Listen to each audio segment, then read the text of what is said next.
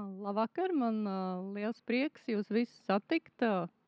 Kim, Veselīga Latvija un ārteritorija kopīgi veidotajā jau otrajā diskusijā, kas šoreiz veltīta mākslas terapeitiskajam potenciālam. Kāpēc mums tas šķita svarīgi un kāpēc arī cilvēki, ko mēs esam aicinājuši uz diskusiju, pārstāv ļoti dažādas profesijas?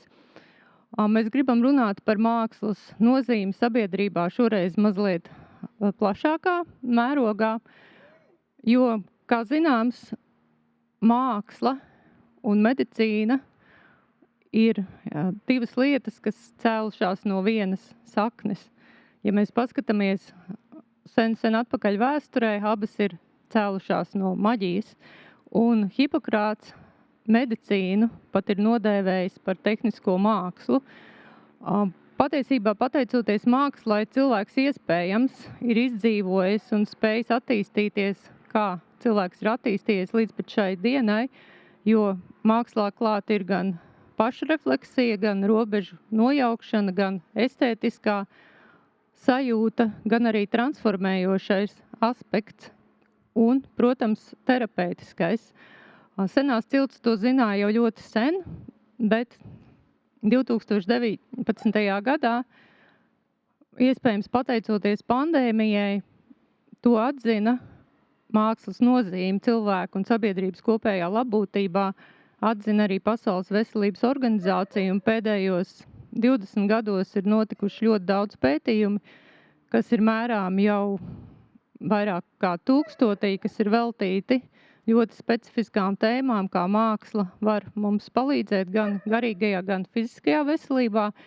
Māksla nav brīnumtablete, tas ir tikai vēl viens palīdzošs instruments, bet tā kā šobrīd, neraugoties uz visu, kas ir noticis mūsdienu medicīnā, mēs joprojām mentālās veselības ziņā pasaulē esam ļoti sliktā pozīcijā, un šī situācija patiesībā tikai pasliktinās. Man liekas, mums ir svarīgi atgriezt mākslai to vietu, kas tai cilvēces vēsturē ir bijusi.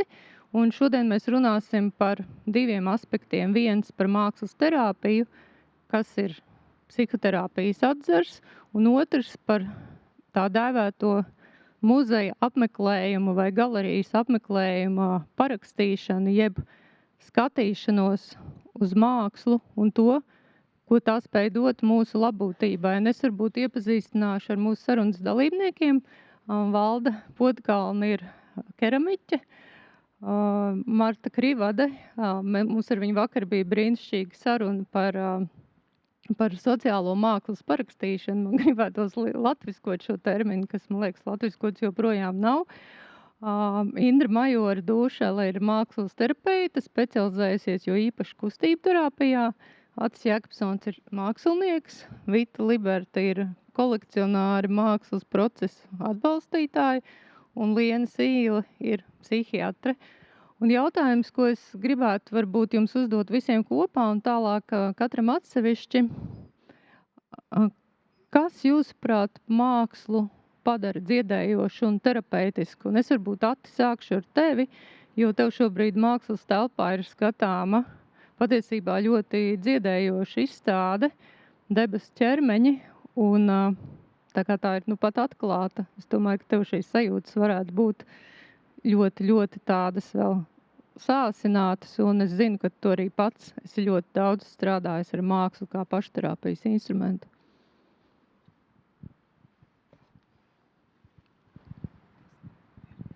Sveiki.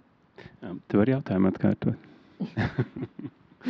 Jautājums ir, kas tavuprāt mākslu padara terapeitisku un dziedniecisku?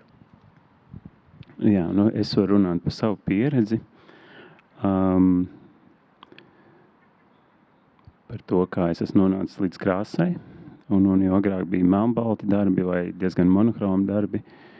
Un caur dažādām praksēm, meditāciju vai caur pieredzi miegā, kaut kā es esmu sapratis sajūtas tās krāsas un formas nozīmi manā dzīvē un arī iedarbību, kāds uz mani iedarbojas. Es ar tādiem meklējumiem, caur skicēm, kas ir tāds individuāli praks, ko es esmu izkopis, kad caur tādu meditatīvu stāvokli es gleznoju vai skicēju un pēc tam jau procesā un arī pēc tam ir veidojas attiecības ar šo attēlu. Un tad ir darbi, kas tiešām ir tāds sajūta, ka man nomierina. Un tad tas ir tas, ko es turpinu pētīt. Paldies, Indra. Jā, nav ļoti vienkārši jautājums. Es teiktu, ka māksla mums ir tāds tiltiņš un durvis starp apzināto un neapzināto. Un māksla arī priekš sabiedrības kalpo par šo tiltiņu. Līdzīgi kā mums subjektīvi sapnis var kalpot par šo tiltiņu starp apzināto un neapzināto. Un kad mēs esam gan mākslas radīšanas, gan mākslas vērošanas procesā, kas, protams, nav viens un tas pats, jā, jo mākslā ir radītājs un tad ir skatītājs, bet kad mēs esam vai nu procesā vai vērojot, mēs nonākam kontaktā ar kaut kādiem savas pieredzes citiem aspektiem, tādiem, kas tādā ikdienas funkcionēšanā, racionāli domājot, plānojot, kas varbūt nav pieejami. Ja? Un tad māksla mums palīdz nonākt kontaktā ar simbolisko, ar tēliem, kas mums paver cita veida informāciju un izpratni par sevi. Un tādēļ mēs varam atvērt durvis, lai tas dziedināšanas process var notikt. Jautājums bija, kas padara mākslu par? Man liekas, ka māksla tāpat kā daba un tāpat kā attiecības ar citiem cilvēkiem vai pašam ar sevi caur dziedāšanu, dejošanu vai meditāciju vai skriešanu, ka tā ir vēl viena forma un ceļš, kā cilvēks var nodibināt saikni pats ar sevi un ar citiem cilvēkiem, jo cilvēks pēc savas būtības ir sociāla būtne un viņam gribas justies piederīgam vai nu sev vai kaut kam plašākam, un māksla tādā ziņā ir brīnišķīga platforma un mēdījis un kanāls vai portāls, caur kuru var pietuvoties tam, kā te minēja, tam varbūt arī reizēm vārdos nenoformulētajam vai domās nenoformulētajam. Un kas tieši kuram, kurā brīdī noklikšķi? To ir ļoti grūti pateikt. Mēs zinām, ka ir kaut kādas varbūt sabiedrības marginalizētās grupas, kurām dažādu iemeslu dēļ ir iespējams kaut kā grūtāk piekļūt tai, atpazīt to saikni ar mākslu un kultūru, bet ja viņiem to palīdz atklāt, kontekstualizējot vai caur kaut kādām izglītības aktivitātēm, tad rezultāts ir brīnišķīgs. Un tas ir gan tiem, kas lieto mākslu, ja var tā teikt, izmanto mākslu, gan arī radītājiem, protams, pašam tā ir dziedinoša pieredze, kā tas tikko stāstīja. Bet jā, ir kaut kādas, protams, mēs pēc tam varam runāt par to, ka ir kaut kādas mākslas formas, kas ir atsevišķām cilvēku grupām vai ar atsevišķiem izaicinājumiem dziedinošākas nekā varbūt citas, bet reizēm to nevar zināt. Es šodien braucu mašīnā ar savu māsu, kuras teica, zini, man ir bijis tā, ka man tieši, teiksim, Lārsa fon Trīra filmas ir palīdzējušas drausmīgi tumšos posmos. Un man ir atkal tieši pretēji, kas nekad neko tādu neskatītos, ja man ir grūti. Tā kā tas arī ir ļoti interesanti. Mums ir jābūt ļoti uzmanīgiem, pirms mēs vispār domājam, kuram kas strādā, jo mēs līdz galam reizēm to varam arī nezināt. Es laikam pateikšu par to, kas man kā skatītāju mākslā uzrunā dziednieciski, nevis kā radītājiem.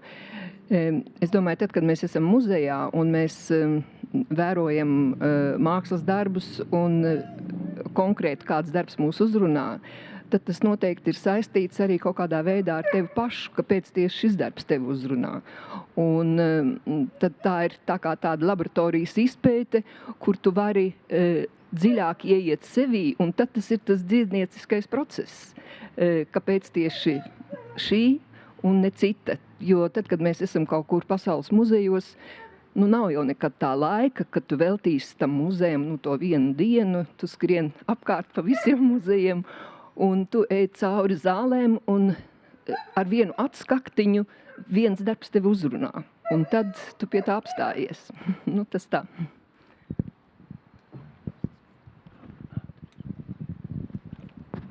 man atkal tāda pirmā asociācija, liekas, tūlīt būs vilšanās visos diskusijas dalībniekos. Ja man jautā, kas mākslu padara dziedinošu, man atbilde pavisam ļoti vienkārši - terapeita personība.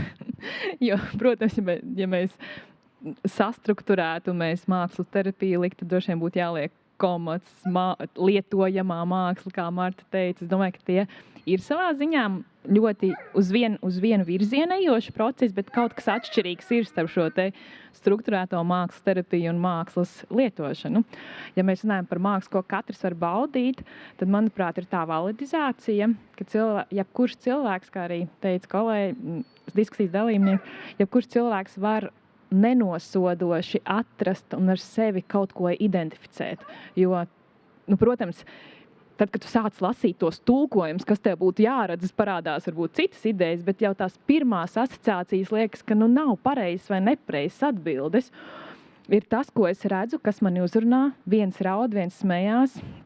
Tā kā Marta pieminēja Lars von Trīra filmu, ļoti drosmīga māsa. Man uzreiz arī ir dažādas pārdomas, jo pilnīgi pareizi, ka katram cilvēkam patiesībā ir savas asociācijas, un varbūt tā ir viņa intīmā pieredze, ko viņš var nevienam neuzrakstot, nepasakot, ieraudzīt mākslas darbā.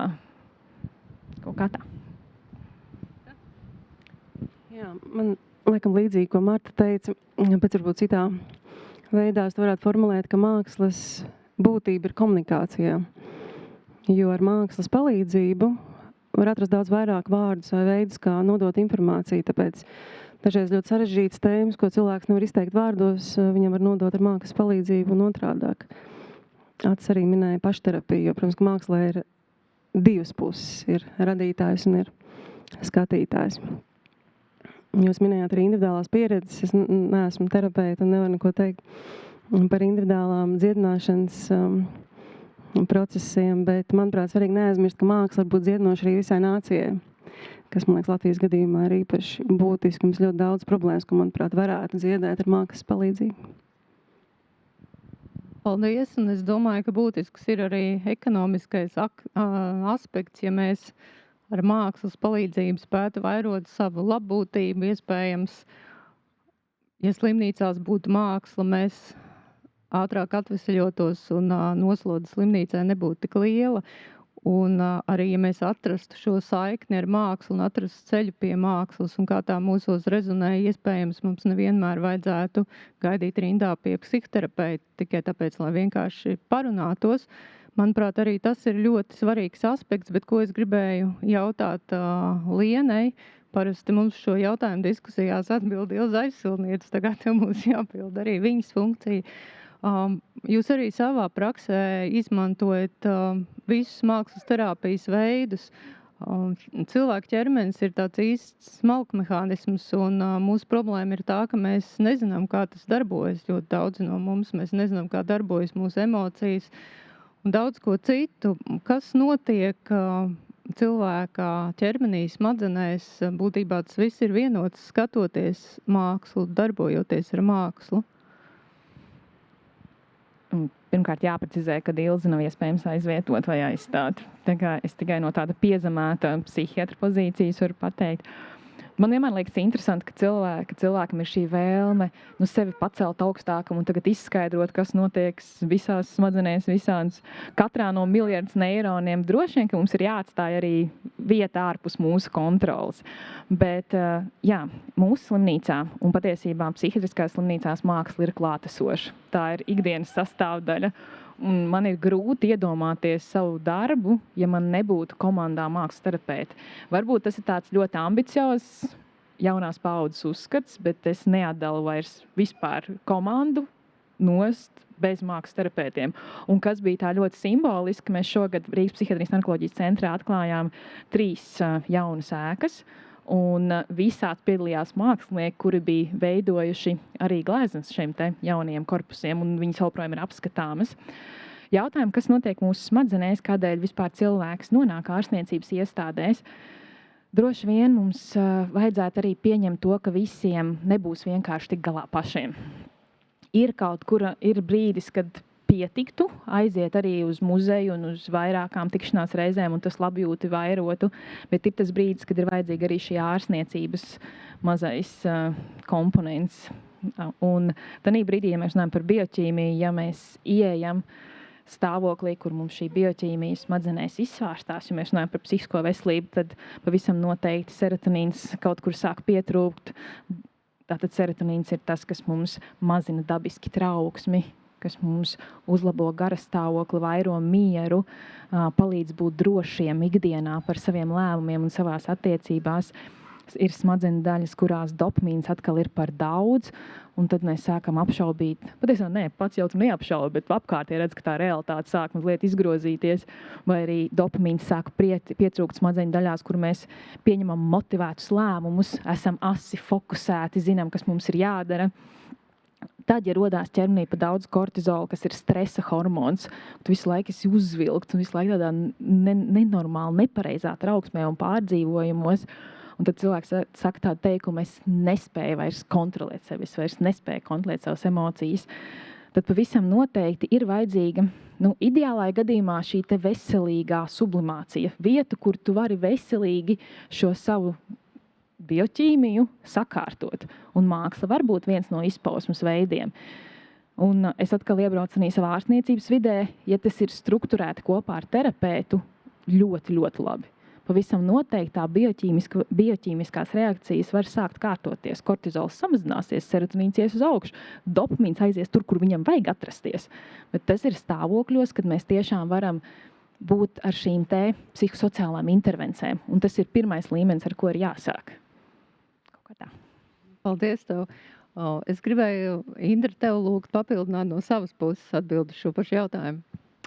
Jā, es labprāt turpināšu to, ko Liena iesāka, jo, lai mēs varētu prasmīgi izmantot, es atļaušos teikt, izmantot mākslu, piemēram, savas veselības uzlabošanā, mums vispār ir jābūt vērīgumam pret sevi, mums faktiski ir sevi jāredz un jāsaprot, un mums ir jābūt kaut kādām pašregulācijas prasmēm. Mums ir pietiekami labi sevi jāpazīst, un es domāju, tas ir, tā kā šeit runātāji jau ienes to tēmu, ka ne visi prot šīs durvis izmantot, vai ne? Ne visi tā kā saprot, kā izmantot mākslu savā labā. Kāds mēs to atrodam intuitīvi, kāds mēs to atrodam caur zināšanām. Un, protams, ka mākslas terapija kā veselības aprūpes joma, kurā pētniecība arī jau pietiekami nopietni attīstās. Jā, protams, ka arī pēta, kas tad ir tie procesi, kas notiek smadzeņu darbībā. Jā? Un mums ir tāds brīnišķīgs modelis Vijas Lusebrinkas izveidots par mākslas pakāpeniskiem ekspresijas līmeņiem, kas saka, ka mākslas radīšana ir miedarbības starp labās un kreisās smadzeņu pusteldes aktivizāciju. Ne? Un tad vienā līmenī tie ir kinestētiskie un sensorie procesi, kustēšanās un maņu pieredzes procesi. Nākamajā līmenī tie ir ekspresīvie un perceptīvie procesi. Jā, tātad kaut kas par ekspresiju un kaut kas par uztveri. Un kognitīvi augstākajā līmenī ir kognitīvie un simboliskie procesi. Mēs piešķiram nozīmes un jēgas, un mēs simboliem piešķiram nozīmes un jēgas. Jā? Un tā ir tāda saspēle starp labās un kreisās smadzeņu puslodes darbību. Tādēļ māksla faktiski, protams, ir ļoti holistiska. Mākslas radīšana ir ļoti holistiska pieredze. Ja, un tādā nozīmē arī mākslas terapija ir ļoti holistiska pieredze. Ja, bet mums ir jāzina, kā tās durvis atvērt priekš sevis. Un varbūt, ka tas varbūt nav tas pats vienkāršākais uzdevums.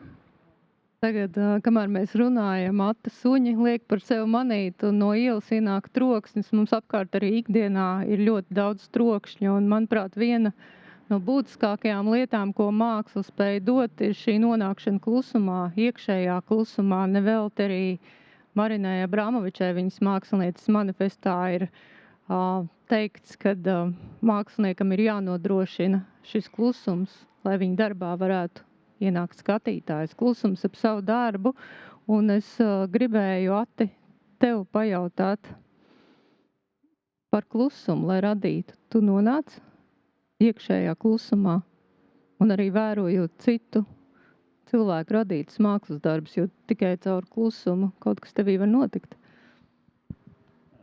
Atbildi ir jā. Bet par klusumu runājot, savos darbos, tas, ko es vēlos attēlot, ir tas iekšējā telpa vai iekšējais miers un atgriezties tur. Tā kā tas ir ļoti būtiski, un tad ir cerība, ka arī skatītājs var pietuvoties vai nonākt tajā telpā, ko es esmu radījis. Un klusums tiešām ir ļoti svarīgs. Un glaznojot arī mūziku nevar klausīties tāds, jo strādājot, tā kā visas maņas ir aktīvas, un pat pieskārienam skaņai, kā tiek uzlikt krāsa vai zīmēts, ir arī liela nozīme. Tad tur visas maņas kaut kā, arī kustība, kas tika pieminēta. Tikai, Tu pieminēji maņas, un tas ir tā lieta, ko es gribēju jautāt Valdai, jo Valda ir keramiķe, un viņa visu savu radošo mūžu ir strādājusi ar rokām, un tausta ir viena no tām maņām, kas mums tehnoloģija laikmetā ir mazliet pazudusi, kaut gan tausta atbild par mūsu kognitīvajām spējām ļoti lielā mērā, un ir palīdzējusi mums attīstīties kā cilvēkiem. Kā tu jūti šīs savas attiecības ar pieskārienu un arī šo procesu sevī, cik lielā mērā tas, ko tu radi, arī tev ir tāds dzīves, terapeitisks process visu mūžu garumā, jo tas būtībā ir ceļš? Māls vispārībā ir vissenākais, visfilozofiskākais, terapeitiskākais, bībeliskais materiāls. Un tas ir vienīgais materiāls, kuru tu tieši esi ar viņu kontaktā. Ja tu strādā ar metālu, tev ir distance, tev ir kaut kādi darbarīki. Ar mālu tu vari strādāt tieši konkrēti ar pirkstiem un ar pirkstu galiem sajust visas tās sajūtas. Un arī visi pirkstu nospiedumi, tie ir policijas vienkārši fizisks pierādījums šim materiālam. Vispār, ja tā atklāti, tad mans materiāls ir porcelāns, un tas ir principā pilnīgi pretējs mālam. Bet neapšaubām, ka šī māla pieredze man ir diezgan intensīva. Un droši vien, ka interesantākais ir tas, kā to var nodot citiem cilvēkiem, ja tas tev būs kādā citā jautājumā. Varbūt. Tu vari uzreiz atbildēt. Jā, jo tu vadīji arī tā kā meistarklases kopā ar mēs Haraldu. esam kopā ar Haraldu, ar manu dzīvesbiedru kopā, un šī pieredze nāca līdz no Vācijas, jo viņš ir Vācijā dzimis vācu mākslinieks un strādājis Vācijā, un viņš pats ir nodibinājis Brīvo mākslas akadēmiju Vācijā, kur viņš katru vasaru pasniedz šos te, mēs nesaucam viņus par meistarklasēm, bet par semināriem, jo tās ilga vairākas nedēļas. Un cilvēki, kas nāk uz šīm meistarklasēm, katrā ziņā viņi aiziet no meistarklases ar mirdzošām acīm un ar pilnīgi jaunu jēgu, var teikt. Jo tas nav tā, ka tu radi kaut ko priekš veikala, priekš tirgus, bet tu tiešām mēģini apgūt sevi.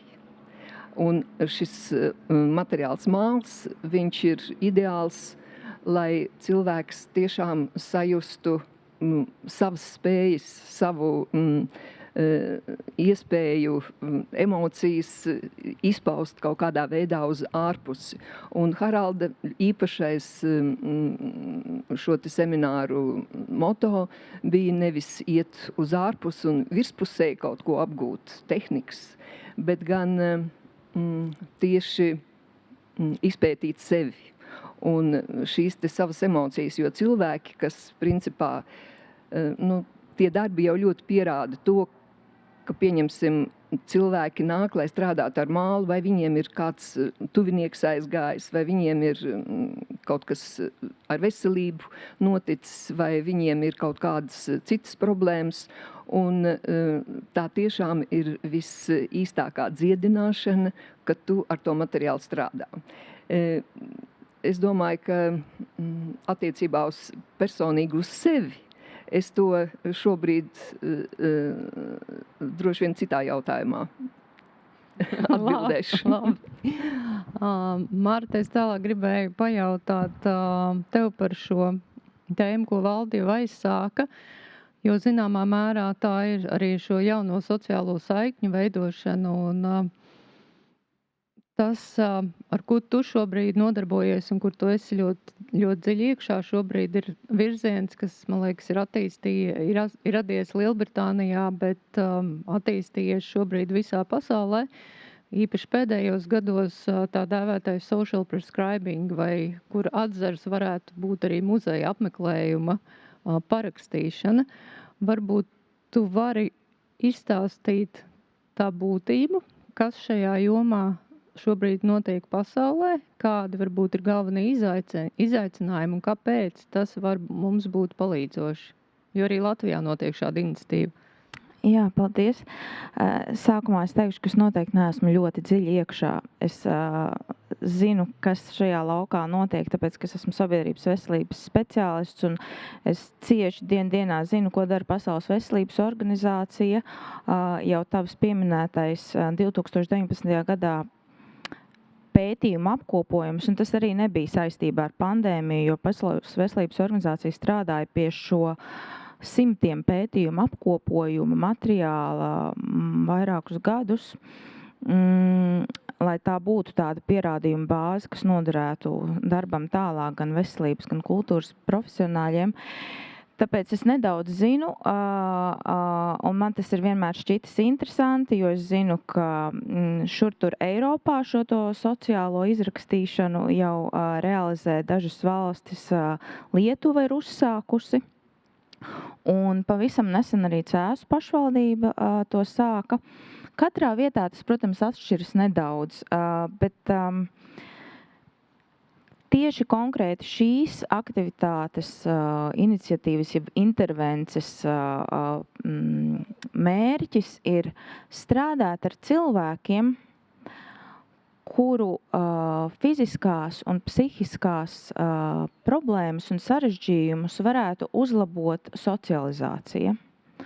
Un socializācija ir ārkārtīgi būtiska. Jūs noteikti esat dzirdējuši, ka jaunā pandēmija ir nevis Covid, bet vientulība. Un Latvija īstenībā nav nemaz tik sliktā vietā, jo tikko es atgriezos no gada Amerikā, kur tas tiešām ir dramatiskā līmenī. Un ja Latvijā es teiktu no tā šobrīd vairāk cieši pat tiešām seniori un varbūt kaut kur laukos dzīvojoši cilvēki, tad attīstītajās valstīs no tā cieši jaunāki cilvēki par mani, kuriem viss ir, un tomēr viņiem ir vientuļi, un ka nav šo sociālo prasmju, vai arī viņas nav iegūtas tik ātri, cik ir mainījusies sociālā realitāte mums apkārt. Un lūk, šī sociālā izrakstīšana tad caur dažādiem veselības speciālistiem tiek piedāvāti cilvēkiem, kurus speciālists redz, viņam noderētu socializēties ar citiem cilvēkiem caur mākslu. Un Cēsu gadījumā, cik es saprotu, tas notiek, piemēram, rehabilitācijas centrā var speciālisti to parakstīt vai nodarbinātības valsts dienestā arī. Un man šķiet, ka arī ir kaut kādi ģimenes ārsti, un kā tas notiek, viņi piedāvā cilvēkam, vai viņš piekristu piedalīties šādā programmā, un ja viņš piekrīt, tad muzejā ir pieejamas īpašas nodarbības šai cilvēku grupai, visiem kopā. Šajā gadījumā viņi ir izvēlējušies tieši tādas marginalizētās cilvēku grupas. Tie ir cilvēki ar kustību traucējumiem, tie ir vecāki cilvēki, vai varbūt tās ir māmiņas, jaunās māmiņas, kuras dzīvo mājās vienas pašas visu dienu un piedzīvo varbūt nomāktību vai depresiju saistībā ar šāda veida izolāciju un jauno realitāti. Un tad viņi dodas uz muzeju, un caur muzeju sagatavoto programmu viņi tad darbojas, atklāja mākslas spēku, atklāja muzeja arhīvu kopā, darbojās kaut kādās nodarbībās. Un projekts, es saprotu, ir nesen sācies, bet tie novērojumi, kā man stāstīja Inga Surgunda, kas vada šo projektu, viņa teica, rezultāti ir ļoti aizkustinoši, jo cilvēki ir tiešām ārkārtīgi priecīgi, un tas nav tikai par to, ka viņiem tas liekas, baigi jauki, tā forši, bet 3 cilvēki no grupas jau esot arī atraduši darbu, un paši atzīstot, ka tas ir bijis tāpēc, ka viņi ir vienkārši tikuši ārā no tā sava krātiņa, kas reizēm mums rodas varbūt pašiem savā galvā, un tikuši pie dzīves kaut kādas dzīves spēka un motivācijas. Jā. Turpinot šo pašu, ja nemaldos, pagājušajā gadā Briselē tika īstenots muzeja izrakstīšanas parakstīšanas projekts, kur atbalstīja arī kultūras ministrija. Principā tā bija kultūras ministrijas iniciatīva. Un vienlaikus arī pētījums pusgadu noteiktām cilvēku grupām muzeja apmeklējums speciālas pavadībā bija pieejams bez maksas. Liena, es gribētu tev jautāt, vai tu redzi muzeja apmeklējuma parakstīšanu kā vēl viena instrumenta iekļaušanu veselības sistēmā, domājot par kopējo sabiedrības veselību Latvijā tuvākajā vai vismaz paredzamajā nākotnē? Un ir tā kā divdaļīga atbilde. Pirmkārt, jā, otrkārt, nejautājiet lūdzu, kurai ministrijai tas ir jāfinansē. Bet pavisam noteikti droši jā, un es arī biju diskusijā par šo Cēsu pašvaldības iniciatīvu nosūtījumu uz muzeju. Un man likās, ak, Dievs, cik forši, jo patiesībā tas notiek dabiski. Ikdienā arī runājot ar pacientiem, mēs meklējam reāli tās iespējas, kur socializēt. Un tagad jāpiemina vēl viens mazais mūsu viltīgais neiroķimiskais elements oksitocīns, kuru citādāk nekādīgi nevar dabūt. Tikai vienīgi socializēšanās ceļā. Un tas savukārt mums dod šo mīlestības sajūtu, pieņemtības sajūtu, pieķeršanās sajūtu. Un es būtu pilnīgi noteikti sajūsmā, ja man kāds ļautu izrakstīt apmeklējumu uz muzeju. Varbūt to var kaut kā iniciēt. Es paņēmu visus kontaktus no lampas diskusijas. Sāksim, domāsim, kā mēs varam to arī pārnest uz galvaspilsētu. Bet runājot konkrētāk, kā tu redzi, kā, teiksim, šī muzeja parakstīšana var palīdzēt, teiksim, cilvēkiem gan depresijas, gan trauksmes gadījumā, gan arī rehabilitācijā, jo, teiksim, Monreāls muzejām Kanādā ir jau vairāk kā 10 gadu ilga pieredze arī sadarbībā ar universitātēm un slimnīcām pētījumu veidolā arī bērniem ar autismu un krūtsvēža gadījumos. Kā tu to redzi un kas varētu būt, kas ir tieši tas, kas varētu palīdzēt? Tātad medicīniski tas, ko mēs meklējam savā sadarbībā ar pacientu, parasti uzreiz ir tā ļoti vienkārši, tā ir remisija. Kas ir remisija? Tas ir stāvoklis bez simptomiem. Bet šobrīd arvien vairāk ir holistisks pieeja. Mēs esam attīstījušies kā sabiedrība. Cerams, ka mēs esam attīstījušies kā sabiedrība, nestoties uz citiem globāliem notikumiem, un mēs arvien vairāk kā savu ārstēšanas mērķi meklējam atveseļošanos. Un atveseļošanās nav tikai simptoma esamība, neesamība. Labi, mēs arī paskatāmies funkcionēšanu. Jau ikdienā mēs mēram, un tas ir tas, ko Marta tikko pieminēja, kad atrada darbu, tas ir yes score, ļoti liels sasniegts mērķis patiesībā ārstēšanās procesā. Bet atveseļošanās ietver arī konceptu par pacienta apmierinātību. Cik ļoti es esmu apmierināts ar savu dzīvi šobrīd. Un bieži vien tā simptomu esamība, neesamība nenosaka to, kā pacients jūtās, cik viņš ir apmierināts ar savu dzīvi, un tā ir tā labūtība. Un šo nosūtījumu uz muzeju pavisam noteikti. Pirmām kārtām tātad mēs jau runājam par cilvēku, kurš spējīgs arī, kā Inga teica, tā ļoti gudri atvērt durvis, spējīgs pieņemt šo pieredzi. Tas nav universāli pielietojums jebkurā situācijā, pavisam noteikti nē, bet funkcionēšanas atjaunošana, socializēšanās, labūtības veicināšana, tad ticības iegūšana saviem spēkiem, ka es varu kaut ko vairāk, ka mana dzīve nav tikai ierāmāta tagad ar kādiem tur ierobežojumiem, ar saslimšanām, bet pavisam noteikti tas tikai un vienīgi veicinātu cilvēka. Es domāju par ticību tam, ka viņš tiešām var. Viņš var dzīvot kvalitatīvāk un pilnvērtīgāk.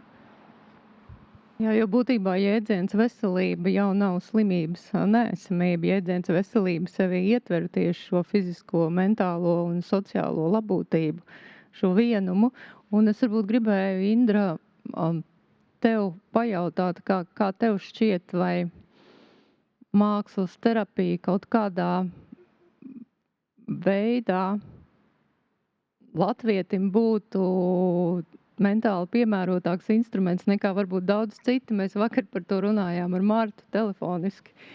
Un es domāju, ka tu to ļoti redzēji, jo tavā arsenālā tu esi beigusi mākslas terapiju, bet tu strādā vairāk ar kustību. Un līdz ar to arī mākslā ir ļoti daudz un dažādi veidi. Jā. Nu, Latvijā mākslas terapeiti tā kā aptver gan mākslu, gan deju un kustību, gan drāmu, gan mūziku. Un tātad šis mēdījis var būt visdažādākais. Bet par latvieti vidējo droši vien, vai ne? Nu, māksla ļauj apiet gan tādu prātuļošanu, jo mēs arī esam vesela paudze, kas ļoti gudri māk parunāt par visu kaut ko. Vai ne? Un tā kā arī terapeitus var aizrunāt. Ja, un ne pie kādas jēgas netikt. Ja? Un tādā ziņā māksla ļauj paspraukties garām tādām mūsu pašu uzbūvētām konstrukcijām par sevi. Nu, un tad arī tiešām visa tā cilvēku grupa, kam ir grūti izteikties. Un es domāju, ar visu padomju laika mantojumu, un visdrīzāk, piemēram, varbūt, ja šeit ir jaunāki cilvēki, tad viņus ir audzinājuši vecāki, kuriem ir padomju laika pieredze. Ja? Tāda lieta kā emocionāla ekspresija, spēja runāt par savu pieredzi, dalīties, izpaust jūtas, būt atklātam par savu pārdzīvojumu. Nav tādu prasmju, nav tādas pieredzes. Ja? Un tad māksla kļūst par brīnišķīgu starpnieku, kurā kaut ko par sevi izpaust. Pat tad, ja mēs īsti nesaprotam, un tas arī ir, manuprāt, brīnišķīgi, ka mēs jau varam kaut ko uzlikt ar krāsām uz tā papīra, neko tā neanalizējot, un pēc tam paskatīties uz to no malas un iegūt kaut kādu personisku atklāsmi.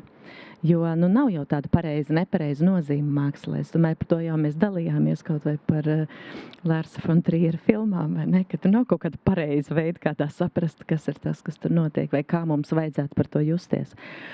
Nu, un tādēļ, ka ir dažādas mākslas valodas, man liekas, ka tas arī ir ļoti piemēroti. Jā, jo, protams, ka es esmu satikusi klientus, kas saka, tikai nelieciet man zīmēt neko. Bet pakustēties to es varu, ja? Vai arī otrādāk. Ja?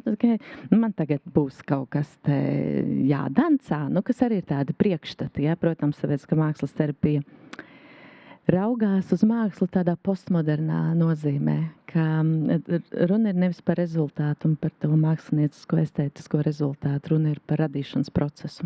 Un jebkurš radīšanas procesā kļūst par mākslinieku, un mēs radām mākslu. Ja, pat tad, ja tam nav kaut kāds produkts beigu galā. Tādēļ var atrast katrs to savu mēdiju, caur kuru var ērtāk šo ekspresiju darīt. Un es domāju, latvieši ir dūšīgi dziedātāji, dejotāji, teātra spēlētāji, vai ne? Un arī mākslas pulciņu apmeklētāji. Tā kā īstenībā šķiet, ka tā tiešām var būt valoda, kas ir ļoti labi derīga. Vita, tu esi atradusi šajā valodā vēl vienu pilnīgi citu aspektu. Tu kolekcionē mākslu, un arī kolekcijas veidošana ir ļoti radošs process. Un es tev gribu jautāt, vai tu esi kaut kad aizdomājusies par to, ka tas tev varbūt ir arī terapeitisks, jo ārterritoriju veidojot, sarunu ciklu ar kolekcionāriem. Tā ir viena no lietām, ko atzīst ļoti daudzi, kad kolekcionēšana ir zināmā mērā veids, tāpat kā mākslas vērošana un skatīšanās, kā mēs risinām savas eksistenciālās problēmas, un arī spoguļošanās jautājums, jo tas, ko mēs ieraugam mākslā, mēs jau neieraugam to, ko mākslinieks varbūt tajā mirklī ir domājis radot. Mēs tur ieraugam kaut ko, kas rezonē ar mums. Jā, interesanti. Droši vien es godīgi atzīšos, ka es nesāku kolekcionēt tāpēc, ka es gribēju nodarboties ar pašterapiju. Tas noteikti nebija tāpēc, jo daudz lietas patiesībā es uzzinu tikai šajā diskusijā, cik daudz vērtīgi ir tajā, ka mēs skatāmies mākslu, bet kaut kā intuitīvi droši vien, ka es to zināju vai sajūtu. Ja kaut kāda hormona man acīm redzot tur pacēlās vai nolaidās. Tajā brīdī, kad es kādu darbu skatījos, jā, jo laikam priekš manis, kāpēc par mani interesē māksla, man vienmēr interesējuši kaut kādi neordināri izcinājumi. Jā, man tā varbūt ir bijis garlaicīgi gan skolā, gan vēlāk. Bet visinteresantākais man likās tādu saucamo, kādreiz bija tādi cietie rieksti. Un tad man ļoti patika laust vai risināt matemātikā. Es piedalījos tādās olimpiādēs. Man patika atrast kaut kāds neordinārs risinājums. Un laikam tas ir tas, kas man galvenais mākslā ļoti uzrunā, ka es redzu, ka kāds ir izdomājis kaut ko tādu, kas man nav ienācis prātā. Tas man vienmēr pārsteidz, un es vienkārši nespēju apstāties, tā kā brīnīties par to. Un, jā, kolekcionēt man noteikti arī nav tik svarīgi to, bet es arī dzīvoju, protams, mākslas vidū, starp mākslu, mums visās dzīves vietās ir māksla, un darbā ir māksla. Tātad noteikti intuitīvi arī es atkal kaut kā pievalku sev to klāt, bet man laikam pat vēl svarīgāk par to priekšmetu vai objektu ir arī saprast to mākslinieku, kas to radījis, un mums ir ļoti svarīgas sarunas. Un man tā kā atceroties, kas man laikam bijis būtiskākais, likās, es negribu apstāties, bija brīdis, kad sāku apmeklēt mākslinieku studijas. Man vienkārši liekas tik ļoti bagātinošs process, un Latvijā, manuprāt, arī tik maz izmantots, kaut arī kā mākslinieki savas durvis nav aizvēruši, bet tomēr reti, kurais iedomājas, ka ir paši mākslinieks priecīgs uzņemt pie savas studijā un izstāstīt savu darbu procesu, un tas ir tiešām tās vizītes ir absolūti, dažas var izmainīt jūsu dzīvi, godīgi. Man tā ir bijis, kad es vienkārši izēju no studiju vizītes ar pilnīgi jaunu pieredzi un ar pilnīgi jaunu kaut kādu izpratni par kaut kādām lietām, kas mums varbūt nebija ienākuši prātā. Jā, tas ir kas mani saista. Tad vēl citas lietas noteikti, bet, kā es teicu, varbūt tās divas lietas, kas ir visbūtiskākās. Bet māksla ir arī BDU birojā, un tu esi kaut kā pavērojis, kā tas ietekmē vidi un arī cilvēkus, kas ikdienā šajā birojā strādā, jo tikpat labi tur varētu būt baltas sienas. Nevarētu, es nespēju eksistēt baltās sienās. Tagad tas mans birojs, tad dažiem tur nākas varbūt strādāt arī telpās, kas viņiem nav pieņemams. Bet es neesmu dzirdējis to drīzāk otrādi. Protams, pirmais ir tas, ka darbinieki priecājas, jo tas rada arī estētisku vērtību un māju sajūtu, kad nav tukšas sienas, tas viens. Bet otrs, es domāju, kāpēc man tas ir svarīgi arī, mēs veicam tādu izglītojošu funkciju ar mākslas palīdzību, mēs vienu telpu esam veltījuši tikai jauno mākslinieku darbiem, un tad mēs darbiniekiem arī stāstam par šiem māksliniekiem, un mēs arī atbalstam jauno mākslinieku balvu. Mums ir līdz ar to tam ir tāds sociāls arī mērķis, lai darbinieks jūt tādu varbūt arī prieku vai gandarījumu, ka viņa darbs ir spējis palīdzēt kādam māksliniekam. Un vēl tur arī interesants tāds aspekts, kas ir ļoti daudz reizes nostrādājis. Es esmu advokāte un es tiekos regulāri klientiem. Nereti ienākot telpā, varbūt ir situācija, kad uzreiz nespēju atrast kontaktu ar cilvēku diezgan bieži. Pirmais teikums ir, jums te daudz mākslas, kāpēc? Tā labs tāds varbūt sarunas sākums arī. Jo jebkurš mākslas darbs ir, kā es teicu, man liekas, pamatā tā ir komunikācija un interesanti arī dzirdēt tos cilvēkus. Ir dažādi viedokļi par mūsu mākslas darbiem.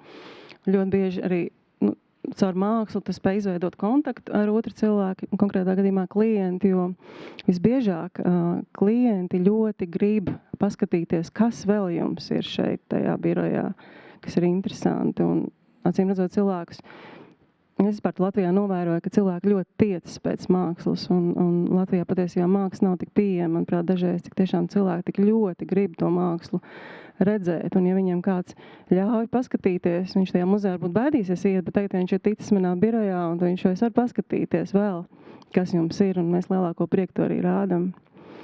Jā, tā kā tur ir vairāki aspekti, kāpēc tā māksla ir laba birojā.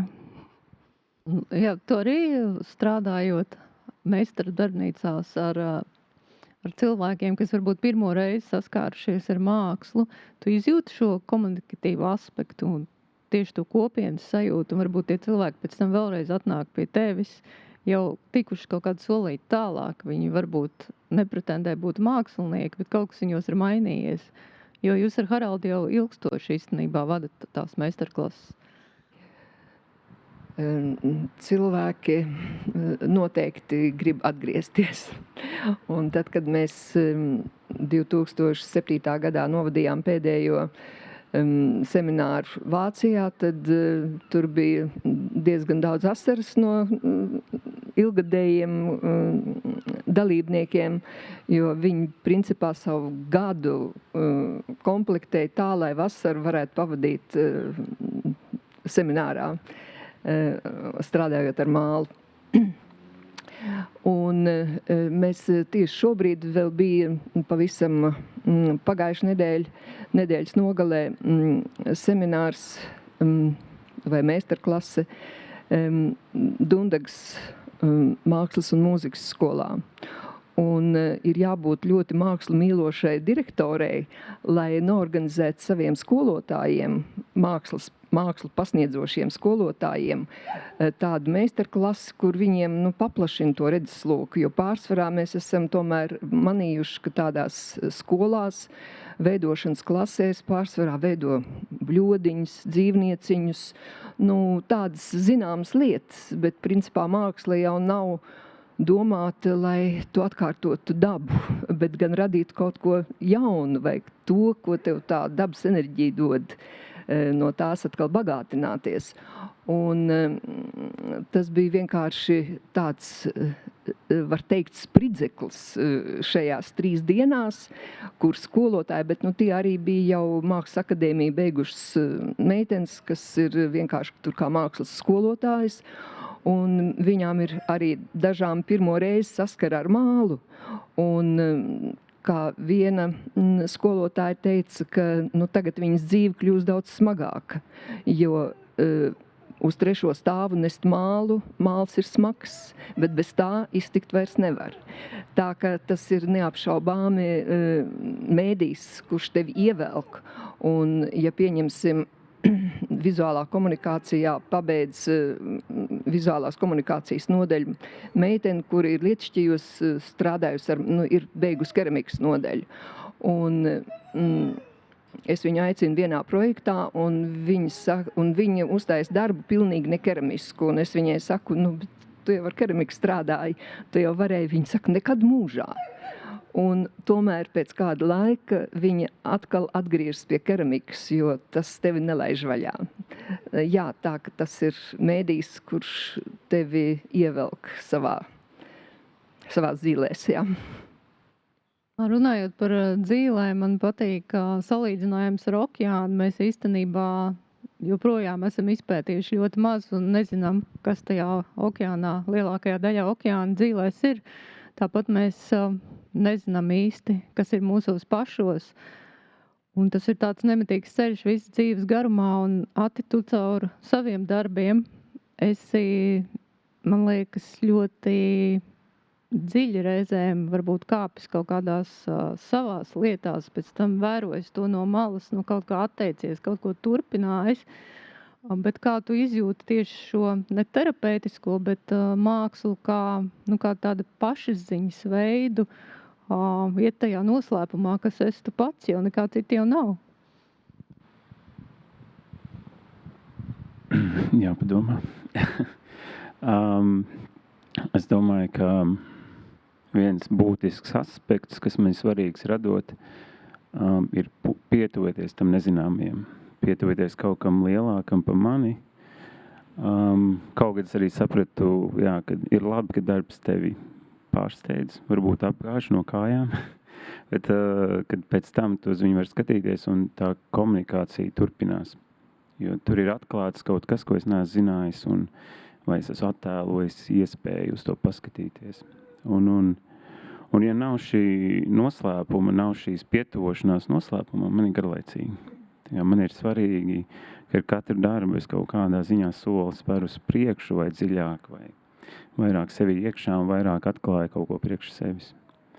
Arī tas terapeitiskais aspekts, ko es esmu pamanījis, ka skicējot, glaznojot, caur krāsu un formu, es varu piešķirt konkrētām, zināmām, nezināmām emocijām, sajūtām, es varu piešķirt formu, un tur veidojas komunikācija, pieņemsim, starp apli, līniju, laukumu, krāsu, un tādā veidā tie iekšējie ritmi, es viņus arī kaut kā šķetinu vai uzminu, pieņemsim, tāda līniju vilkšana, viens ir viņi nomierinoši, bet viņi arī ir domas kārtojoši, un tur ir tā ir tā telpa, kas ir ārpus prāta, bet ir nepieciešamība viņu iepazīt un viņai pietuvoties, un jā, man vienmēr ir interesanti. Tā kā tas ir tas, kas man liek to darīt, jo kaut kā atkal kaut kas atklājās, atkal es kaut kam varu iedot formu, kaut ko varu atlaist, un jā. Vai tā kaut kādā ziņā nav arī telpa ārpus lineārā laika, jo, teiksim, to arī vadi meistarklases gan pieaugušajiem, gan bērniem, un vai nav tā, ka tajā mirklī viņi nonāk pilnīgi citā telpā, izkāpj no tā ierastā un atver sev kaut ko citu, arī tie, kas saka pirms tam, ka nemāk zīmēt? Jā, ar to sākās katra man nodarbība, ka es viņus informēju, ka viņi māk zīmēt. Ļoti vienkārši paņēmieni, kā to var parādīt, apstiprināt, un arī radīt to drošo vidi, kur es tā kā pastāstu, ka uz šo brīdi neviens netiek analizēts, kritizēts, bet vērtēts, bet ka svarīgāk ir viņiem savienoties ar to iekšējo sajūtu, ar to vēlmi radīt un ar to dzīvesprieku. Man liekas, tas vārds dzīvesprieks arī ir ļoti svarīgs. Un tad pēkšņi ir bijis tā, kad es stāstu, es saprotu, ka pirmais jautājums, kuram ir bail zīmēt, tad tur kāds paceļ roku, un es mēģinu ievadīt viņus tajā procesā, un viņi jau visi ir sākuši zīmēt. Kad tur notiek tas klik, un tad, kad atslēdz prātu, es domāju, tur tiešām brīnumi notiek. Viens tāds interesants piemērs bija ar studentiem meistarklasi, kur pirmais uzdevums bija zīmēt kaut kādu emocionālu pārdzīvojumu no personīgās dzīves.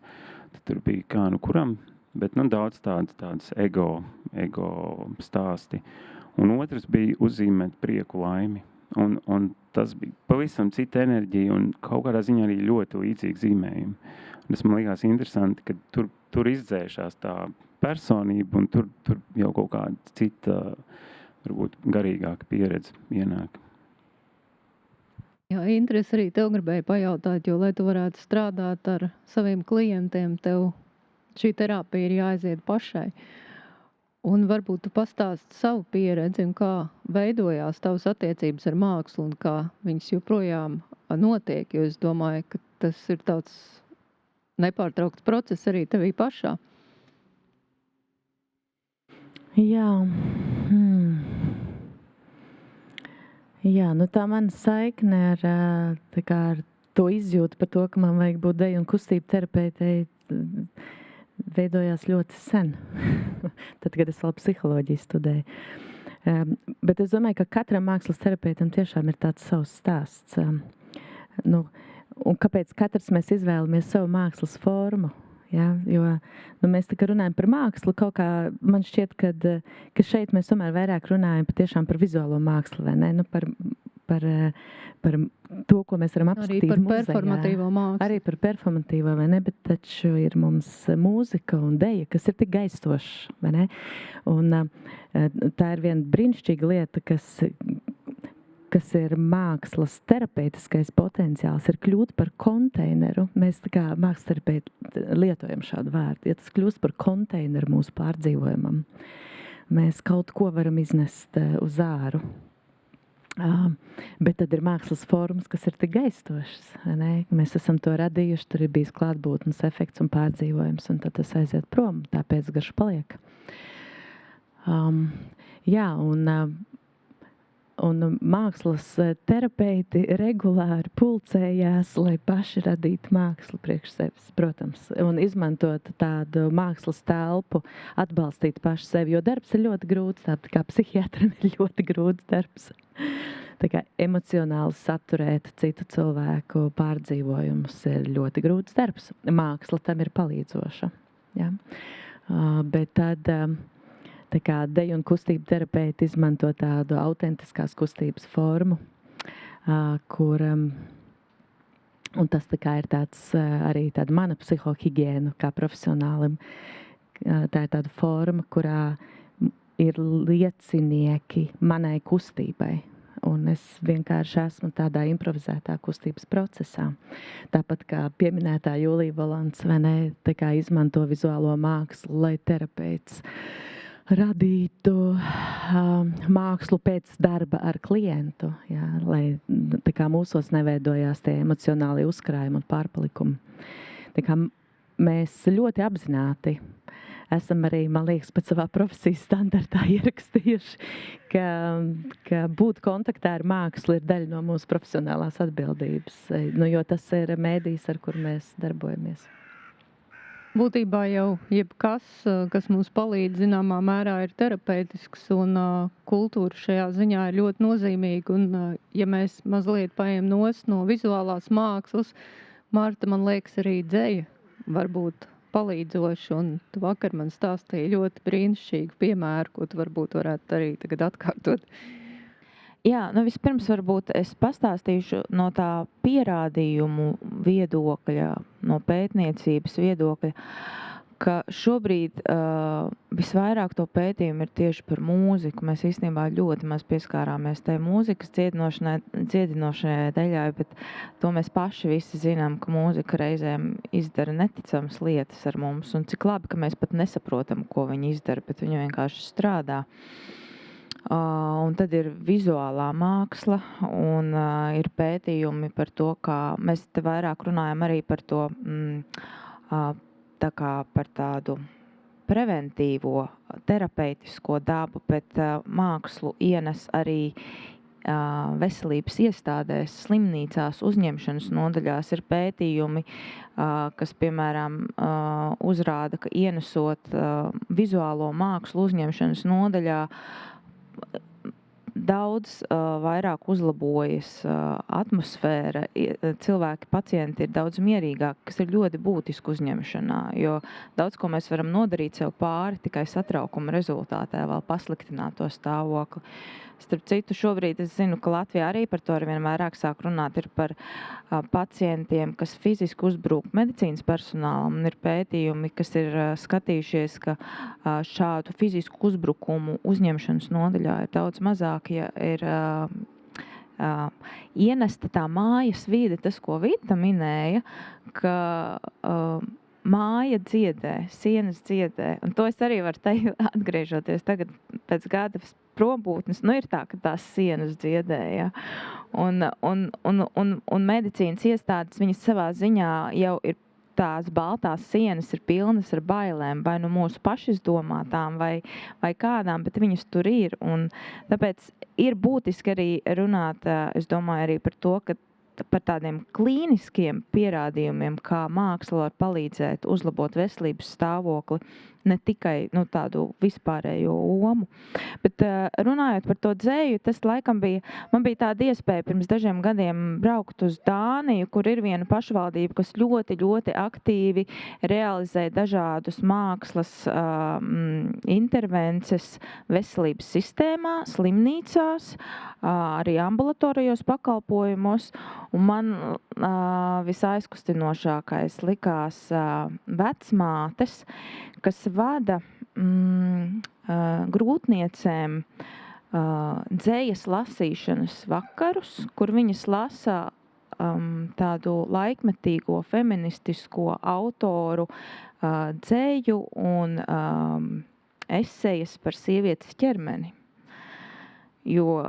Un tā arī ir viena tēma, man liekas, kas šobrīd Latvijā jau kādu laiku, paldies Dievam, ir diezgan aktuāla par to, kādu atbalstu mēs sniedzam sievietes ķermenim, kad viņš nokļūst veselības iestādē, īpaši grūtniecības laikā vai dzemdību laikā vai pēc tam.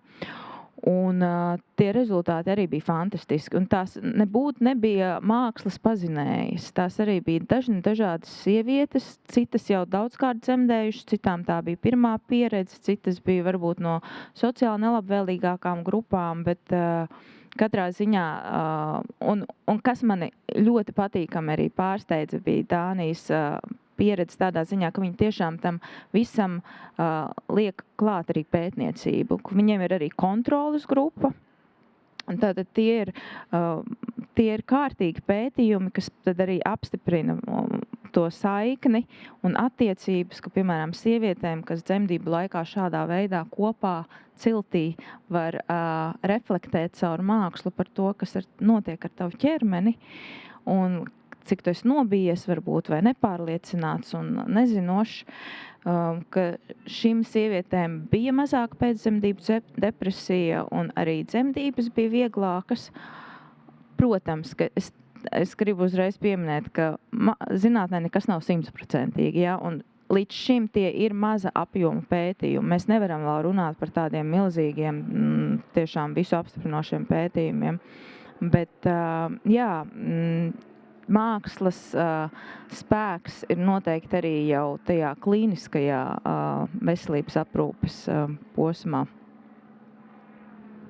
Jā, šajā sakarā man bija brīnišķīga saruna pirms kādu laiku ar Čelsijas Vestminsteras slimnīcas tieši mākslas un dizaina sadaļas vadītāju un kolekcijas pārvaldītāju, jo viņiem ir sava mākslas kolekcija. Un tas, ko viņi šajā slimnīcā ir izdarījuši, tur ir šī sinerģētiskā pieeja, ir gan vizuālā, gan audiovizuālā māksla, skaņa, dizains un arī daba, cik daba maksimāli spēja ienākt slimnīcā. Un viens no tādiem ļoti aizdomāties liekošiem stāstiem, ko viņš stāstīja, bija par vienu no Beatlu grupas mūziķiem, ne galveno, bet no palīga arsenāla, kurš bija nonācis komā. Un viņam tajā laikā tika atskaņotas Beatlu dziesmas un arī video.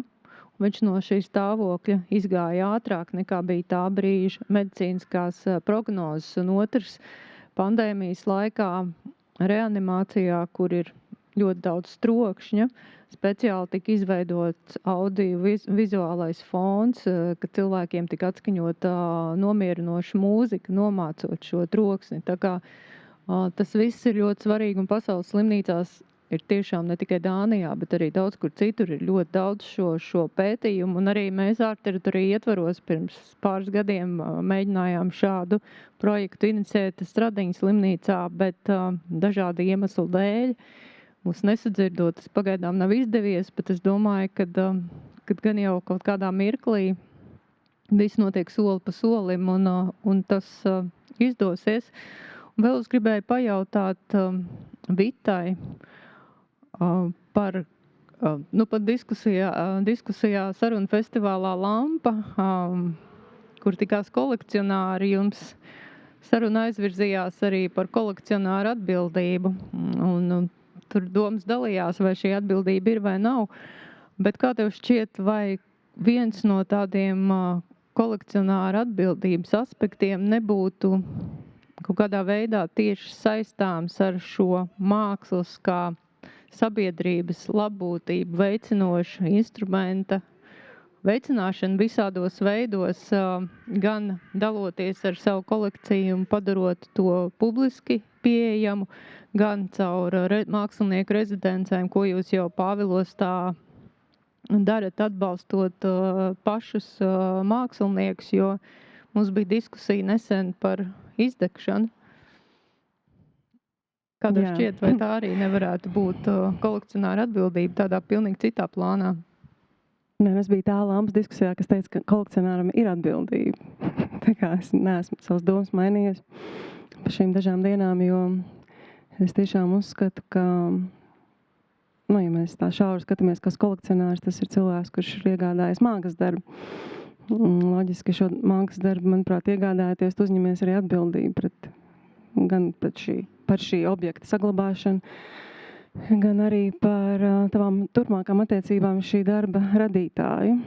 Un tās attiecības ļoti ilgas var būt, un tur var būt ļoti daudz dažādi veidi, kā tu šo atbildību paudu. Tā skaitā, ko tu minēji, daloties ar darbiem, interesējoties par šo mākslinieku turpmāk, ne tikai, lai sekmētu šī darba cenas augšanu, bet vairāk, mēs tikai vienīgi krāju Latvijas mākslinieku darbus vispār nav aktuāli. Bet, lai tiešām, kā es minēju, man attiecības mākslinieki iespējams viens no galvenajiem iemesliem, kāpēc es vispār kolekcionēju. Jo kolekcionēšana arī ir tiešais atbalsts māksliniekam. Vistiešākais, kā viņam var palīdzēt, nopērkot viņu darbu. Bet paralēli, mēs esam izveidojuši mākslinieku rezidenci. Un tur man ļoti interesanti bija arī dzirdēt šeit dalībnieku dažādas stāstus, jo mēs rīkojam gan meistarklases ar mālu. Viena no populārākajām meistardarbnīcām, kur mums bija vairāk kārt jāatkārto, jo tiešām cilvēki ļoti iemīlēja šīs darbnīcas un gribēja vēl un vēl.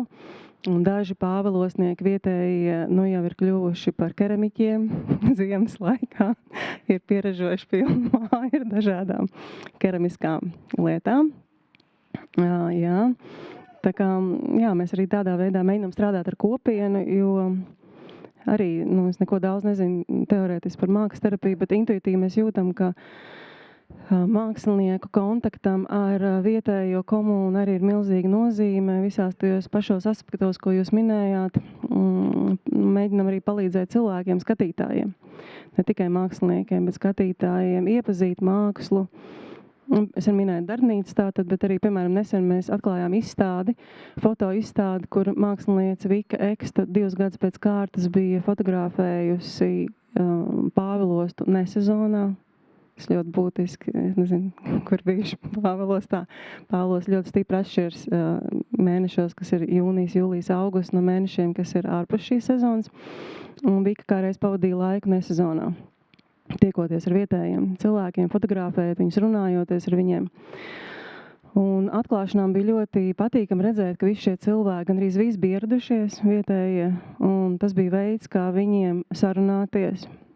Tas arī nav viegli latviešiem sanāk kopā un sarunāties par šīm fotogrāfijām, smieties, atcerēties, arī strīdēties, jo daudz teica, ka ļoti depresīvi, bet vispār Pāvilos nav depresīvi, un tad cits teica, nē, vispār viņi ir tajā martā depresīvi. Respektīvi, māksla ir veids arī uzsākt diskusiju, kas latviešiem ļoti grūti dažreiz.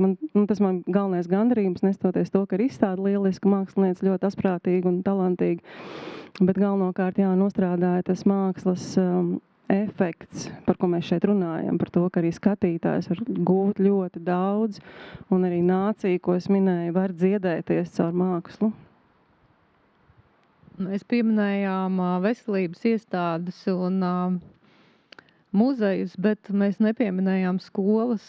Un es gribētu Lienai pajautāt, cik svarīgi ir mākslas klātbūtne pie skolas sienām, jo skolu gaiteņos lielākoties mākslas patiešām nav. Varbūt tev pacienti nākotnē būtu mazāk, ja mēs mērķtiecīgi padomātu arī par šo aspektu. Man jāliek, ka man jau ir mazāk pateicoties Vitai, tā kā virziens ir pilnīgi pareizais. Bet jūs minējāt šī sarunā, ka baltās slimnīcas sienas, un mēģināt atcerēties, kur mums ir baltas sienas.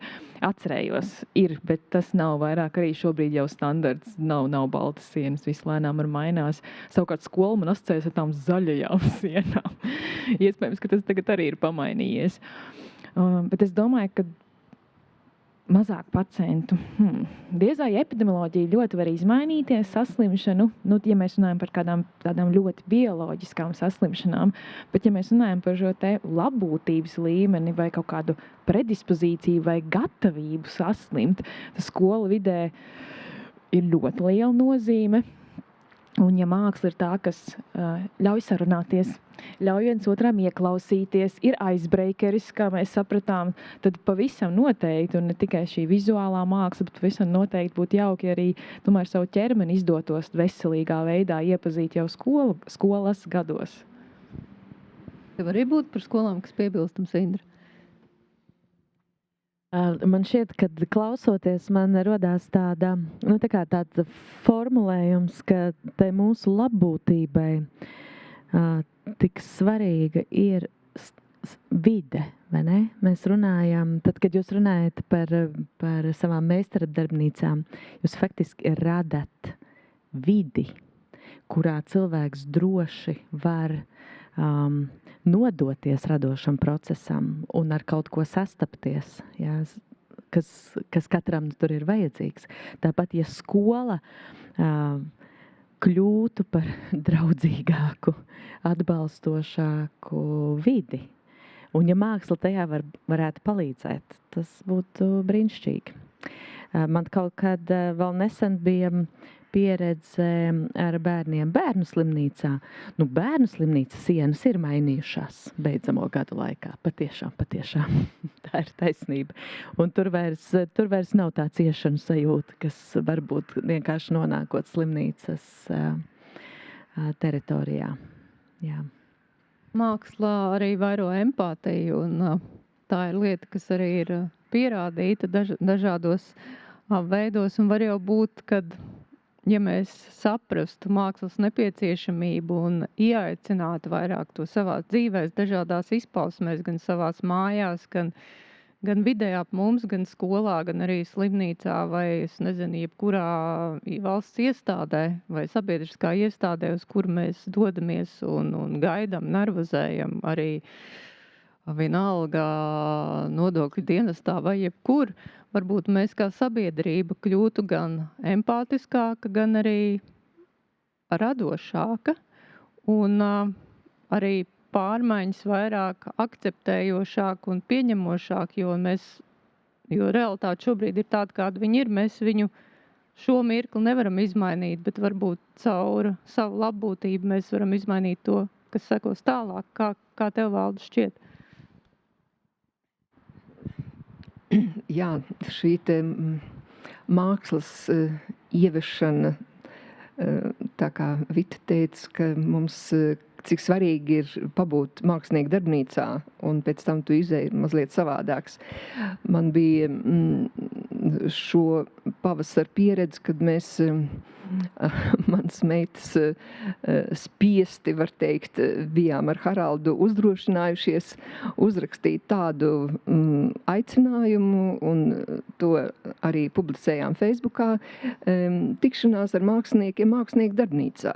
Bet, protams, tā kā tas ir, tu aicini svešus cilvēkus, tas ir par kaut kādu nelielu atlīdzību, bet ar sarunām pie tejas un ar sarunām par mākslu. Katrā ziņā neviena ieinteresēta persona neatsaucās uz šo aicinājumu. Jo, protams, draugi tiek aicināti vienmēr, un ar prieku mēs tiekamies un runājamies un apskatam un tā tālāk. Bet tā, ka tas ir vienkārši, vai tā ir tiešām neieinteresētība, vai tā ir cilvēku, varbūt tās, ka tas ir kautrīgums. Kā tad tā viņš ies un pieteiksies uz kaut kādu? Jā, bet kāds bija jautājums?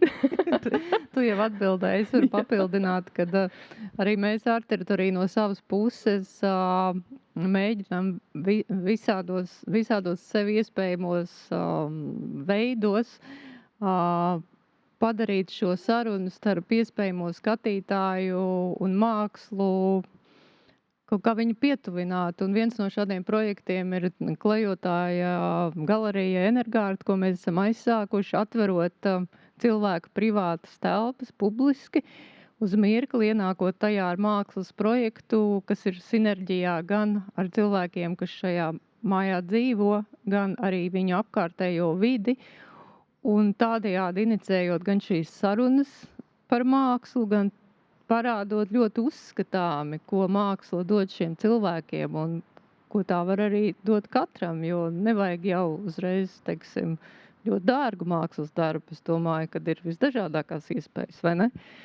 Tā bija brīnišķīga pieredze. Paldies par pagājušā gada pieredzi Mazirbē. Tā, ka šī te klejojošā galerija viņu uzrunā ļoti. Un tas ir brīnišķīgs jaunievedums, bet no Art teritorija vienmēr atver kaut kādus jaunus ceļus, kas vienmēr, es domāju, pārsteidz. Par to jums milzīgs paldies ar Daigu. Paldies arī jums visiem, kas brauc un skatās, jo jāatzīst, tas, ko tu pieminēji par savu darbnīcu, bija arī stāsts ar mūsu projektu, jo, kad mēs to aizsākām pirms 3 gadiem un atvērām savu māju Mazirbē, tad man atrakstīja Mākslas akadēmijas studenti, un es biju ārkārtīgi priecīgi, jo viņiem tobrīd tur bija plenērs un radošā darbnīca, un ieradās apmēram 30 studenti. Un mēs ar Daigu prasījām, kā tad jūs uzzinājāt, un tad viena meitene kautrīgi teica, ka patiesībā, ja šī meitene, kas bija studējusi Erasmus Briselē, nebūtu saņēmusies un uzrakstījusi, tad neviens no viņiem nebūtu atnācis. Tā kā mums ir varbūt ļoti daudz barjeras, kuras vēl pārkāpt savas mentālās, bet es domāju, ka varbūt, ka kādam vēl ir jautājums no skatītājiem. Pirms mēs dodamies sastapt mākslu, katrs savā veidā.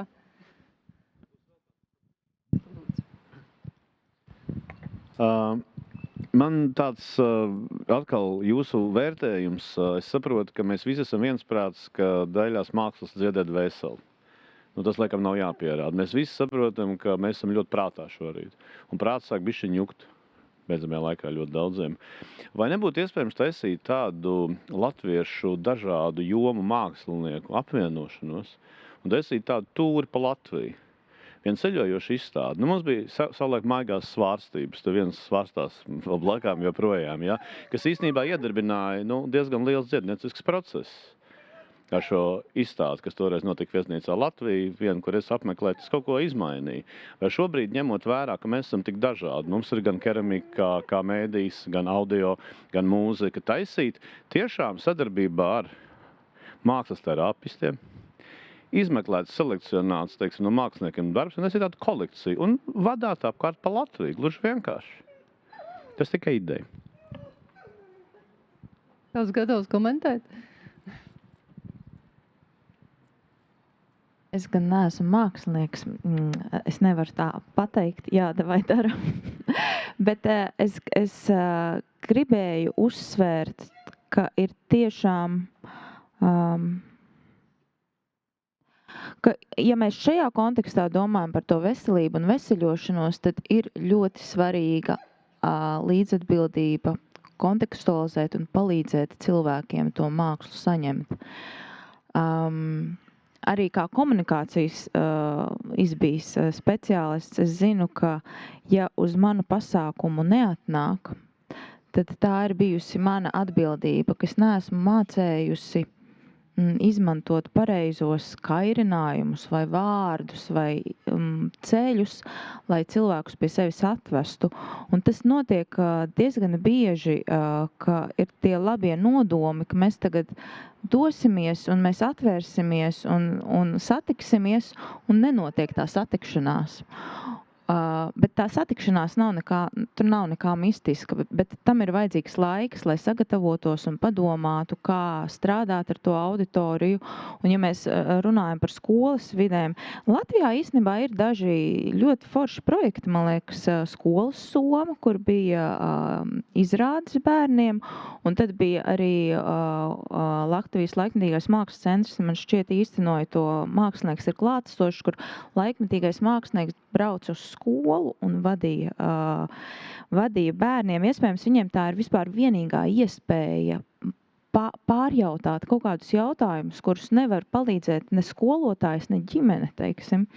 Un man liekas, ka ārkārtīgi būtiski ir domāt par abām tām komponentēm, lai ir māksla un lai viņa ir laba māksla, ja?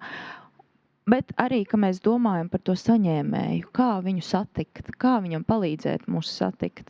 Ka tā, jo latvietis patiešām ir kautrīgs, un tas ir jauki. Nedusmosimies uz to, ka latvietis ir tāds kautrīgs. Un ko tad es? Tas ir tiešām jauki, bet viņam var atrast to pieeju. Un tad notiek tas maģiskais, ka tie, kas saka, ko tad es, viņi beigās ir tik priecīgi, un mākslinieki ir tik priecīgi. Un es ātri pieminēšu to Cēsu projektu atkal, jo es skatījos tieši šodien vienu klipiņu, kur muzeja pedagoģi teica, ka viņi strādā muzejā kā pedagogs 20 gadus, un viņi teica, ka šī ir mana emocionālākā pieredze, strādājot ar šo auditoriju, ka tas ir tā satikšanās ir gandarījums visiem, bet ir jāpaplāno. Tāpat kā mēs plānojam, kad mēs uzņemam viesus, ko celsim galdā, ko ģērbsim mugurā, kādas spēles spēlēsim, tad mēs varētu padomāt visu kopā, kā to mākslu darīt tādu, lai cilvēkiem nešķiet, ka, ko tad es tur iešu.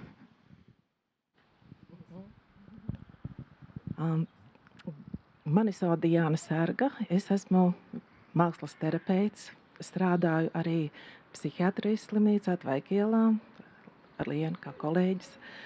Un šajā tēmā pirmkārt, es esmu bezgalīgi pateicīga, ka jūs šo tēmu paceļat un aktualizējat. Es šajā tēmā esmu kopš 16. gada, kad Stradiņos es iestājos tieši ar domu mākslas terapijā izveidot mākslas terapiju muzejā.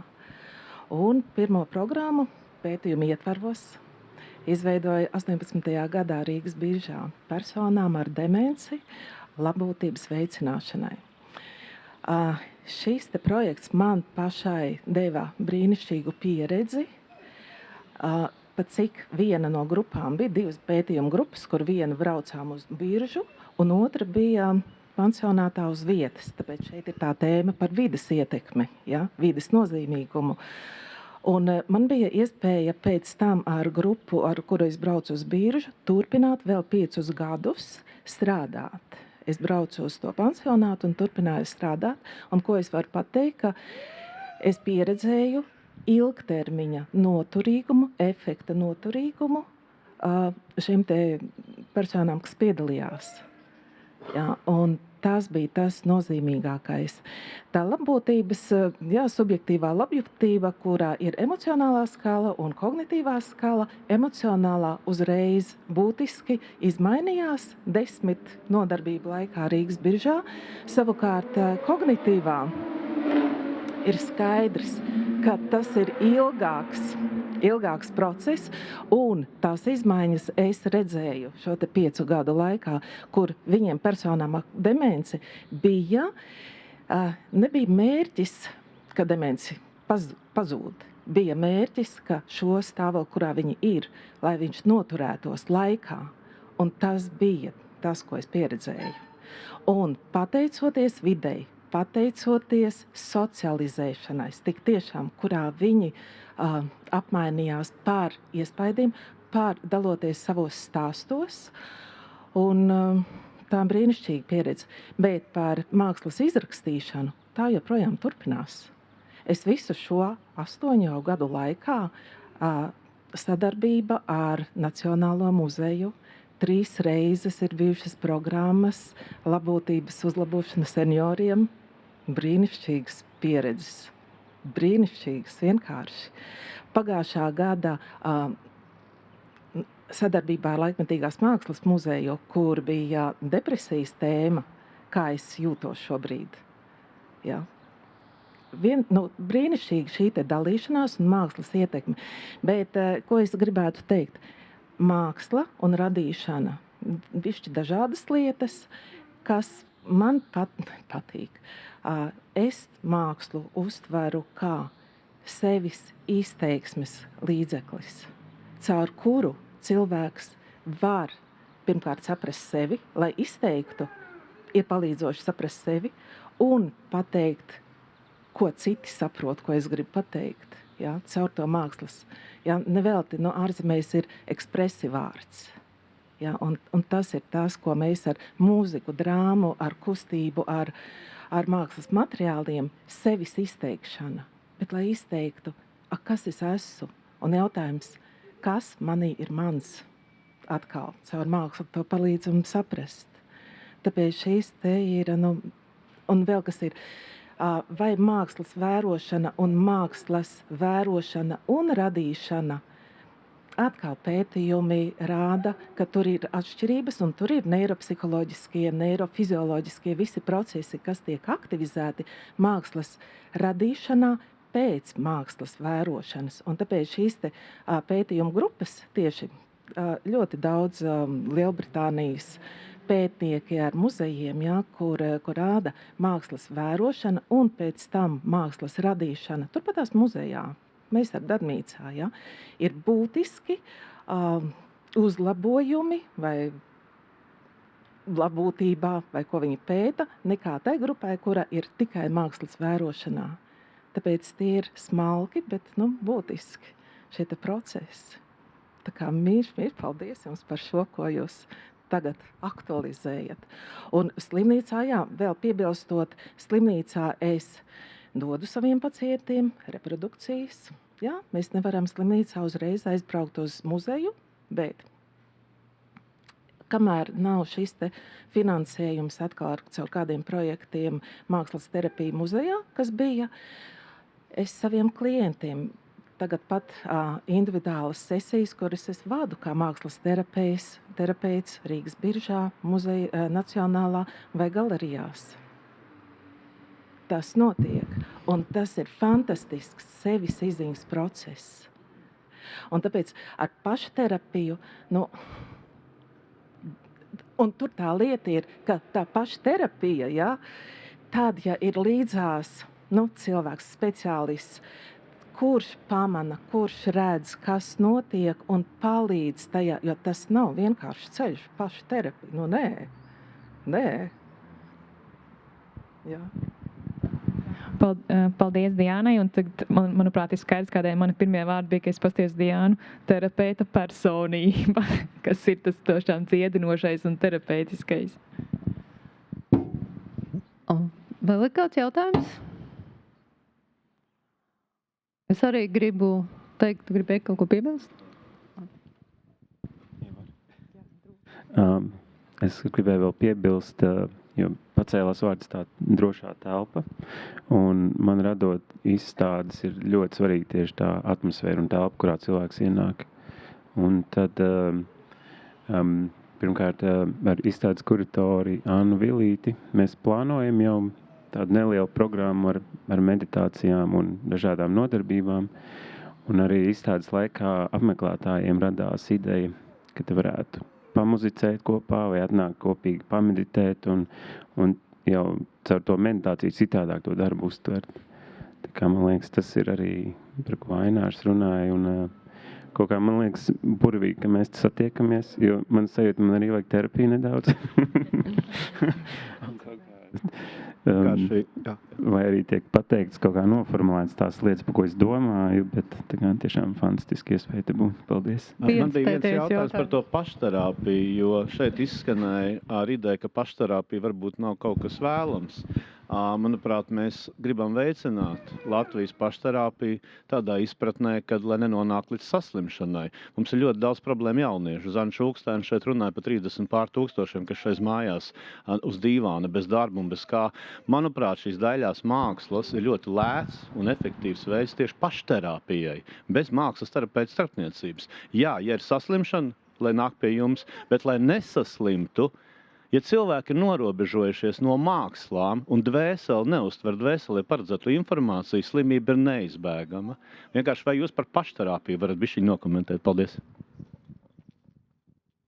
Te mums atkal ir tās definīcijas nepieciešamas un, protams, tanī brīdī, kad mēs runājam vispār par cilvēka pašsajūtu, labbūtību vai pat, ja mēs pieskaramies pat pie tādiem jau pirmiem kādiem maziem izaicinājumiem, emocionāliem, tagad moderni teikt mentāliem izaicinājumiem, pašpalīdzība vienmēr būs pirmais. Un šis koncepts pašpalīdzība man ir ļoti liels prieks, ka Latvijā ienāk arvien vairāk, un mēs arī sākam ieteikt pašpalīdzību. Un tas ir mūsu, diemžēl, tas ir tādēļ, ka mēs mazliet gāžamies riņķī teiksim, tādu jau pieprasījumu mūsu pakalpojumu, pieprasījumu. Mēs arī pašpalīdzību sākam izmantot ikdienas praksē kā ieteikumu, kas ir pirmais, ko jūs varat darīt. Ir tāda asistētā pašterapija. Tas varētu būt kompromisa variants, varbūt no mana viedokļa raugoties, un ceļš, ka jūs arī minējāt, man ir ļoti dzīves asociācijas, un tas nemaz nav slikti, un jūs tā iesākāt, un vajadzētu rīkot Latvijas stūri, tur mākslās, un kas sadarbībā, un es tā ievalku kalpu, tikai ne ar psihiatriem, jo varbūt ir lietas, ko mēs varam izdarīt bez psihiatrijas, jo mēs tomēr esam, teiksim, medicīnas profesionāļi, kā jūs dzirdat, diezgan tādu strukturētu, varbūt ir tādi daudzi pakāpieni vēl pirms mums, un tas, par ko es runāju no tā sava standartizētā skatījuma, ka mēs strādājam ar noteikta veida traucējumiem. Paldies Dievam, ka komandā tas ir ļoti labi, ka Latvijā ir komandas un tā ir ikdienas prakse, bet šie daudzie solīši pirms tam, Mārta lieliski zina, kā sabiedrības veselības speciālists, jūs attīstat šo kultūras baudīšanu, pievēršat uzmanību. Iespējams, ka mums jāļauj psihiatram darīt viņa darbs, kas nereti ir baltās telpās, jo tāds ir medicīniskais standarts, bet līdz tam mēs varam daudz ko izdarīt arī ar mākslas palīdzību. Liels paldies, un es vēlreiz sakot visiem milzu paldies, tikai gribēju piebilst, ka šī diskusija šobrīd notiek un par to arvien vairāk tiek runāts, tikai nozīmē, ka mēs esam atkal sapratuši, ka māksla patiesībā ir mūsu pamatvajadzība. Mēs esam sākuši to novērtēt, atcerēties, un vispārējais jau notiek soli pa solītim. Mēs nevaram gribēt, lai viss notiek uzreiz, bet es domāju, nākamais solis ir, ka mēs sapratīsim, ka mākslas nozīmē mūsu katra labbūtībā veicina arī kopējo ekonomisko un valsts labbūtību. Un kad mēs jau to būsim sapratuši, tad es domāju, mēs būsim ļoti daudz izdarījuši. Liels paldies!